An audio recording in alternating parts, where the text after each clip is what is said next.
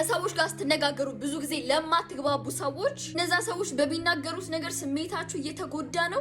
ራሳችሁ የጆሮአችሁ ችግር ነው እንጂ ማለት ነው። እነዛ ሰዎች ምንም ነገር ቢናገሩ እንዴት ነው ወደ ውስጣችሁ አስገብታችሁ ነው ብላችሁ ተርጉማችሁ ወስዳችሁ የምታምኑት? የጆሮአችሁ የሚሰማው ውስጣችሁን ነው እንጂ ውጪውን መስማት አይችልም ብያችኋለሁ። ለምሳሌ አንድ ሰው አንቺ አትችይም፣ አንቺ ባለጌ ነሽ፣ አንቺ ማትረቢ ነሽ ምናምን ነገር ብሎሽ ተሰማሽ እና ተርጉመሹ በቃ እኔ አልችልም ማለት ነው ብላችሁ አምናችሁት ውስጣችሁን አድቅቃችሁታል፣ ገላችሁታል እንጂ ሰው የሚነግራችሁ ነገር ኦልሬዲ ውስጣችሁን ያለውን ነገር ሲነካባችሁ ነው። ለምን ተነካብኝ ነው ይሁሉ ሩጫ። አቺም አንቺ እኮ እንደዚህ ነሽ፣ አንቺ እኮ እንደዚህ ነሽ ምናምን ስትባይ ባላሰባችሁት መንገድ በጣም ብዙ ሰው እንደዛ ቢላችሁ እነዛ ሰዎች እንደዛ ማለታቸው እንዲሰማችሁ ካደረገ እናንተን ኦልሬዲ ሂድን የሆነ ኢሞሽን ነበረ፣ ሂድን የሆነ ለራሳችሁ የደበቃችሁት የሆነ የተደበቀ ስሜት ሰውነታችሁ ላይ ነበር ማለት ነው። የሆነ ሰው ሲላችሁ የተሰማችሁ። አሁን እኔ ለምሳሌ ይሄ ቀይ ጸጉርሽ በጣም ነው የሚያስጠላው ብትሉኝ አይሰማኝም። ምክንያቱም ጸጉሬ እንደምታዩት ጥቁር ነው እንጂ ቀይ አይደለም።